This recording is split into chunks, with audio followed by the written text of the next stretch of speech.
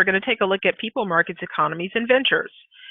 And let's just focus again. Where are we in this whole thing?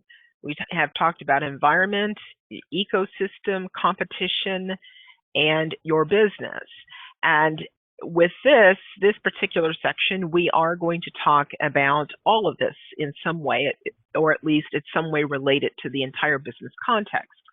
But our focus is really on connecting with the lowest common denominator in an economy, which is an individual.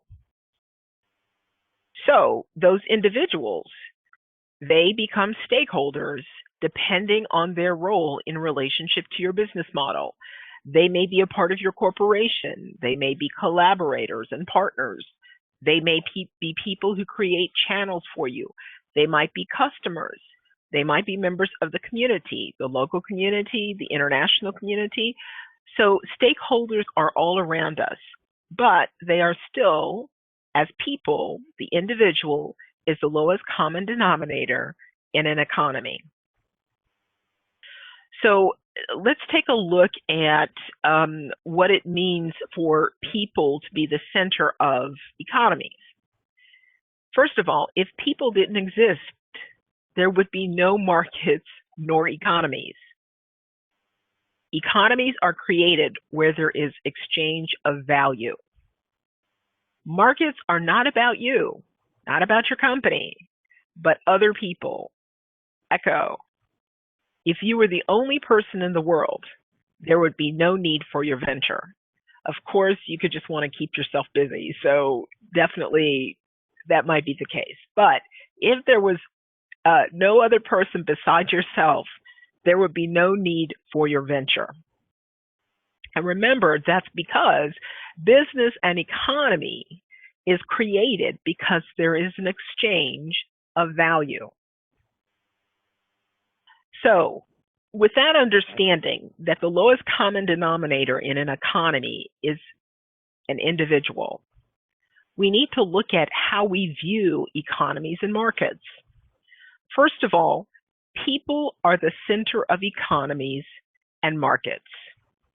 There should be no other central focus. Now, people can be represented in groups, small groups, by ethnic group, by locality, neighborhood, or institutions. But every economy is built on the single lowest common denominator, and that is the individual. Each person has a unique purpose and destiny. Every single one of us, even with twins who might have the same DNA and look exactly alike, their purpose in life and their destiny is individualistic. Now, they might be synergistic, but they still have a unique space that they're supposed to fill. Needs are those things necessary to achieve purpose and destiny. They are not just what we consider to be basic needs like shelter and food.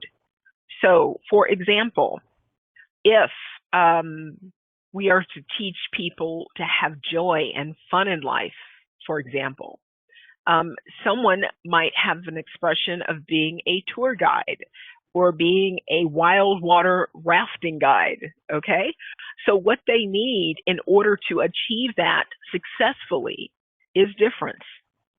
My mandate is to see and to share strength for others to achieve vision.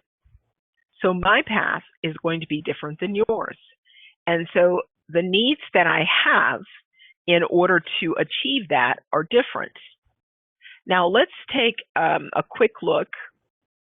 Let me finish this, and then we're going to take a look at what needs might be like, or a good framework at least to serve as a reference for you. Another point, each unique person requires meeting a unique set of needs to achieve purpose and destiny. This is where opportunity, therefore economy, is made. So because each person is unique, they have a unique set of needs. And in helping them get those needs or obtaining them, that creates opportunity. That creates opportunity for value, or exchange of value, and therefore economy. A friend of mine, he gave me this quote, and I thought it was just so on target. Needs create wealth, wants destroy wealth. So when we're focused on looking at the needs of people to achieve their purpose and to achieve their destiny, we then know that that helps to create wealth. When there are certain needs that are just wasteful, for example, and again, this is in the context of my life, because again, someone may actually need 50 cars, okay? So I'm just saying, for me, it would be a waste to have 50 cars, okay? Sitting there, those are not going to help me achieve my destiny. Now, someone who was an avid enthusiast and learned from that process the intricacies of how cars are made and came up with a new inspirational technology because of having those 50 cars and seeing how each one was uniquely made and seeing a new pattern that no one else had recognized. Okay, having 50 cars in their life is relevant. That is a need. It is not in mine. So that's what's great. That type of diversity and infinite level of combinations of people based on their unique destiny and purpose creates diversity of economy, creates many different opportunities in order to be successful. So let's just take a quick look here at Maslow's hierarchy of needs. Now, many of you probably, have already seen this, so this is not something that you need to, study, but it's a good reference point. So let's go back to needs again. Needs are things that are necessary in order for you and others to achieve your purpose and destinies in life. Okay, so there's some common needs, what we call basic needs. The physiological, food, water, warmth, and rest, safety and security. Then we get into the psychological needs, belongingness and love and esteem. And then the highest level that's on this chart is self-actualization, which says you're achieving your full potential, including creative activity. So this is where you're getting closer to, what reaching your purpose and your destiny in life. Okay, there's one other level that Maslow added. I'm not really sure why it's not on a typical hierarchy, but there's transcendence, and it's helping others achieve their full potential. So really, that should be our goal, okay, in all of our lives, because if we're all interconnected, we actually all need one another, and our companies should be at the center of an ecosystem where the people that we're connecting with, they truly need us to be alongside of them in order to achieve their destinies. This can be institutions. This, like I said, it can be ethnic groups. So this can, for many people, this might be changing your perception of how you think about business. But this is what keeps business sustainable in having this framework, or I should say one thing, because there are obviously several things. But this is, again, in essence, the lowest common denominator. Now, how you practice this in your business will be unique. Our focus and the way that we do it is different. But these are the things that are underpinning what we do, because one, we know that in servicing others, they give us value back, whether it's revenue, whether it's intellectual property that helps us to do more to help others and receive revenue in exchange. So, this again goes back to that idea now of if we're helping others to reach that full potential, in essence, that is the core of business, because if markets and economies are driven by needs, again, needs being necessary to fulfill a person's purpose and destiny, then once we've got that, sinking, we have so much potential in so many different markets. And the process of business modeling goes around of determining which group of people that you are to service, and therefore that provides the boundaries in which you work in order to create value for them and also for yourselves and other stakeholders. So Maslow's hierarchy of needs is, just a good reference point, to start. But there's some other things that you should consider. One, people change over time. What you need when you're 5 years old is different than what you need at 18. Okay, so that is a good way. Again, that's a demographic example of a difference in terms of age. Another demographic might be gender. There are certain feminine functions that are different than male functions, and so therefore that is a different set of needs. There are people who live in different countries, for example, or different regions. If you are geographically located in a cold area, you will have different needs during different seasons of the year than people who live in warm weather all the time. So this is how needs start breaking down. They change depending on where people are located, their age, their body size, their body type, their gender, their situation in life, the profession that they've chosen, the path that they've chosen, the different key milestones or intersections in their life. So this whole concept of needs can really be expanded and diversified. And, just to make it, just bring it back, this is often what we call our user profile or our consumer or customer profile. This is what we need to understand. We first need to know the individuals that are in, what are they like? We need to know what groups they are a part of or primarily part of. And therefore, then we have our customers and our customer segments. And then we, have a better understanding of our markets because we understand the people in those markets, okay? But then this provides the scope, or the boundaries for our business model because we are generating value for a particular set of customers or a particular set of people, okay? Now, what is the result of unique needs on the market? Infinite combinations of opportunities to meet needs. The opportunity to provide value and exchange value for that, whether it's money or other things, is infinite. There is no scarcity. Yes, there may be scarcity of certain resources, okay, because of things that have been done out of balance and all of that. But the point is that there are infinite combinations of opportunities. And that's what we as entrepreneurs and entrepreneurial organizations should focus on. Needs, or the realization of needs, as I've indicated, evolve over time, location, and situation. These changes actually, though, in individuals and then in groups, and then large scale, like in a nation, contributes to turbulent and chaotic markets. As things like the internet have interjected themselves into markets and to economies, we've seen the extreme results. In Africa, there was the Arab Spring, soft revolution, if you want to call it, that affected, Egypt, Tunisia, and it affected, it affected the political systems. But there's ongoing implications for what will happen with the markets and the economies, what people will expect, what they're looking for.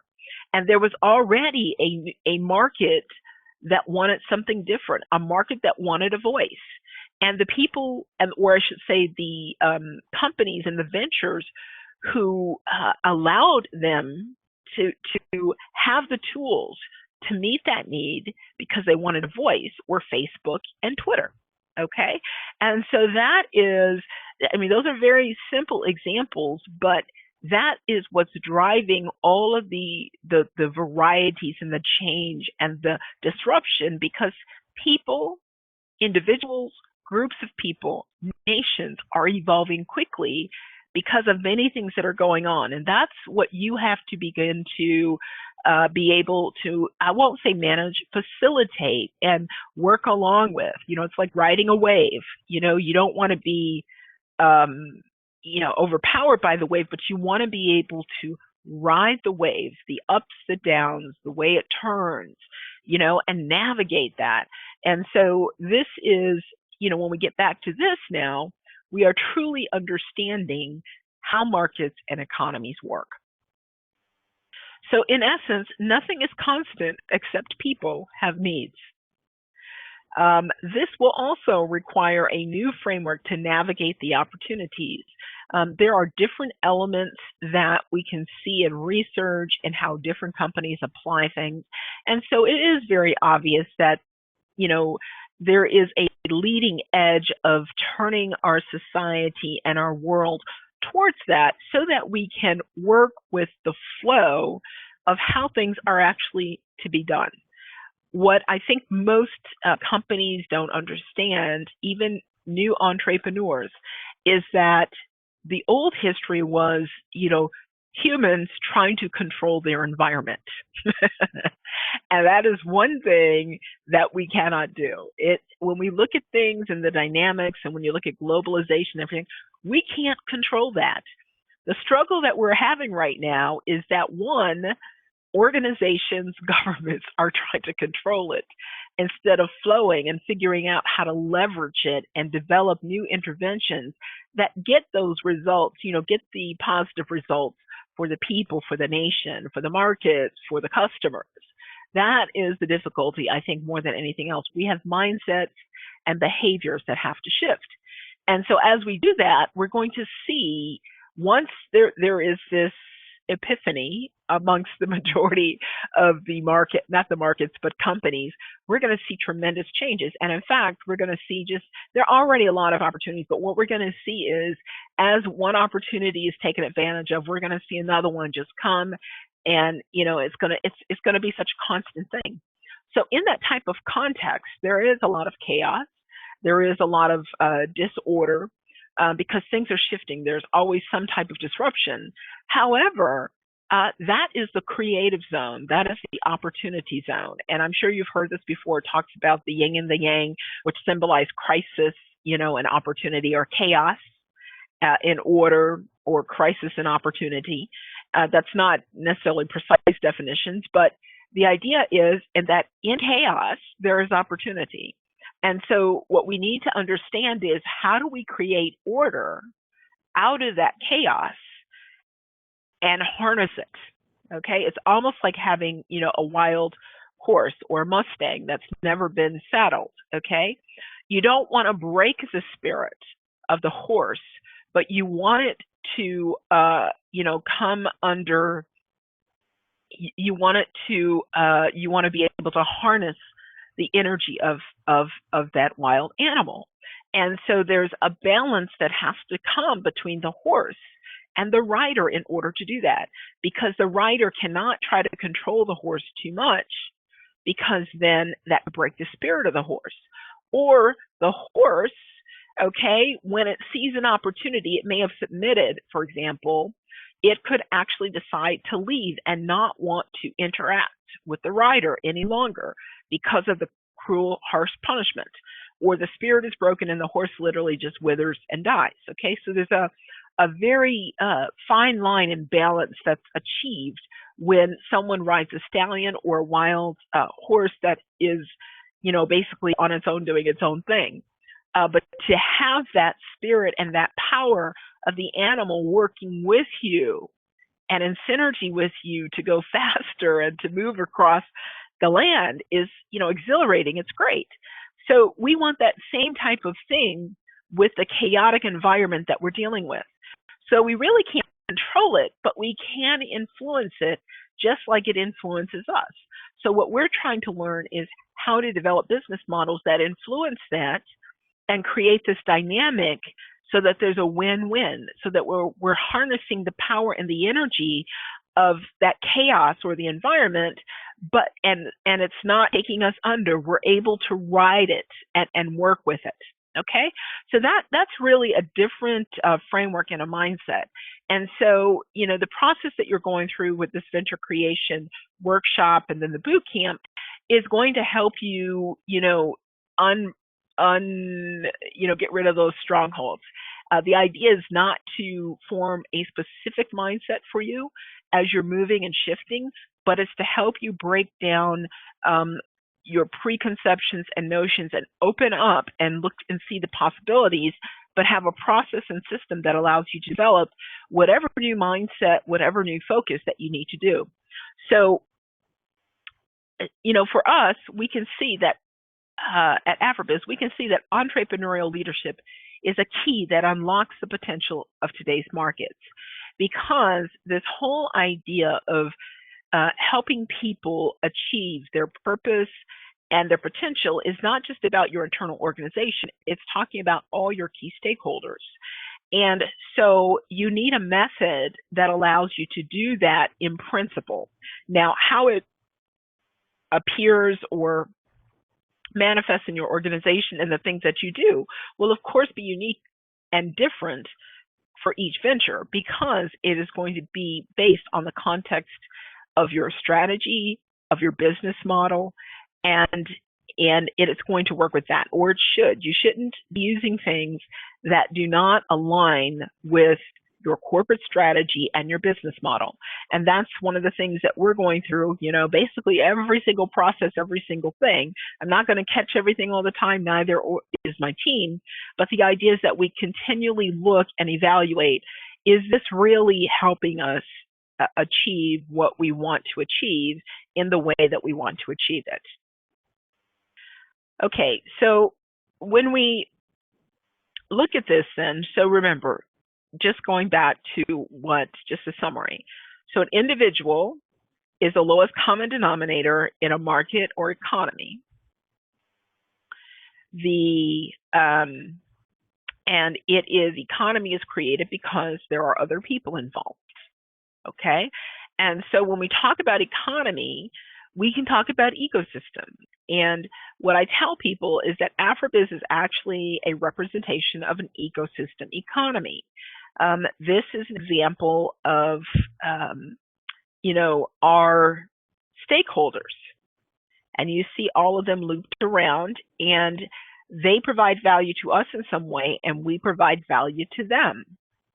And then within that, we have certain things that we know that we can help them with. We can share our wealth, with them, and then they share their wealth with us. And so basically, this is a whole new paradigm shift of working with markets and working with economies, working with, what are you developing your venture for? What is the purpose? So these are some of the things that hopefully you will see are necessary to underpin when you're building your business model. Now, of course, it may be different from what you've learned even in school. I can tell you not every business school, in fact, very few are really connecting the dots, okay? They're teaching you things, but they're not necessarily helping you shift and think, as things are moving and staying ahead of the wave, or ahead of the curve or with it instead of being behind. Now, that's not necessarily bad, because, there's a lot of value in business schools. There's a lot of business in going to school. But the key thing is, and this is what we'll talk about in the next section, is that when you are an entrepreneurial leader, you determine your own path and move towards it and work with things. You determine what will work and what will not work. And so that's the spirit of what we're trying to get across in what we're doing, because as you develop those business models, you'll find that they free people, they provide value, but it's not about control, it's about influence. It's about helping people and organizations and whoever your customers are achieve what they are to achieve in life. Okay. So let me also mention that, when we're talking about people, and I've mentioned, economies are when there is an exchange of value. We also need to transform our concept of what value is. It's not just money. It's not just the product you developed. There are many different forms of value. And so I just quickly want to go through this. And by the way, this is actually in your folders under your tools and resources. You'll find it in a folder under there called something like assets, capital, wealth, and value. I don't know which order that's in. And I actually believe that I've mentioned this earlier, but again, we need to begin to look at our stakeholders, and we need to begin to look at the value that we create and can then ask for things in exchange. Or ask them that we want to, provide this value to someone else. Can we work with you with your capacity or your resources working alongside of us to do that? And so when we start talking about ecosystems and stakeholders and partners, your language will be very different. But all of this stuff that we're doing is underpinning that, because then when you try to translate to them what you need, you're going to find it's a little bit easier in bringing forth partners. I find now it's not very difficult for me to bring on key partners and key institutions, because I learn about what they want. And then, it might take me 6 months, 8 months to figure out where there's a logical intersection. But when there is, it's very quick. They come on board, they're excited, they want to be a part of it. And that's the response that you want from your key partners and your key resources, the people and groups that, help you deliver your solutions. So, so when we look at the various forms, it's very important to understand and register and recognize. You're not going to be talking about this every day, every moment, but when you're doing analysis and considering how you're going to execute your business model, this is where you're really going to find that you need to begin to think, in much broader terms, in terms of thinking of value. So first of all, economics is very obvious. That's currency, liquid assets, and finance. Social is including community-focused or socially responsible activities such as relief work, charity, and scientific research. Spiritual refers to strength drawn from faith and your internal spirit. And, again, what I've mentioned, that spiritual, people like to take that out of business, but if you're in emerging markets, in many of those places, you can't. Okay, that is, it's even in the U.S., it's everywhere, but we just think it's not. So, so understanding how people value the spiritual dimension of who they are and their culture becomes important, because that might be a key ingredient for you to be successful in providing value to your audience and unlock, a much, larger market for you. So also there is knowledge. That's what you and your team know, both the intellectual and mental processes that are attached to that. You have political, which refers to formal political affiliations and influence. There's environmental, which refers to assets in the global green movement. So again, that means our air that we breathe, it means trees, it means rivers, water, all of that. Creative is including your creativity, artistic expression, and intellectual property. So your business model, for example, is creative, okay? You're creating something new, or you're innovating something different. Positional refers to the roles, titles, and authority you hold both formally and informally. And this is kind of important because that can determine what resources you have access to. So, for example, if you are the president of a chamber of commerce, it's your business. Now, you can't misuse that relationship or use it for your benefits, meaning at the, and not benefit others. But that may be a key resource that you can bring in to support your business model to do what you want to do, because you have certain authority. Now, again, you don't abuse authority, but you look at, okay, I have this authority. If I do this now, it's definitely going to benefit my business model. How can I then benefit the chamber? How can there be a mutual exchange? Now, this is always a good ethical question. What should you do ethically in this? Again, get counsel. Don't just assume that what you're doing is correct, because our own personal thought of what is ethical may not be appropriate for the group that we're representing. So decisions like that are very important. Now, in addition to positional, we also have institutional, and again, that's your strategic partners, strategic alliances that you may have. We then have We also have closeness, which refers to your ability to draw close and be vulnerable. And again, economies are built on people, and people are built, or relationships are built on people. And so you need to have an ability to connect and be authentic and be vulnerable. Now, that doesn't mean expose yourself, so much that, it hurts you, but you do have to be able to open yourself up if you want to open yourself up to opportunities. That involves people, and then that means that involves also some vulnerability somewhere at some time. And then, of course, there's relational, which refers to the span and depth of your relationships. There are a couple others, physical, which talks about body strength and capacity, and then generational. What legacy are you and your people bringing? There are some people, for example, that are from a long line of established entrepreneurs, more than 100 years. There are some people who are from farming families for over 100 years, and their farms have been successful in the context that their family did it. And you never know that some of the wisdom that comes from that lineage may actually positively impact your business model. So don't shortchange yourself and just think of the now. Think of now as being the past, the present, and the future.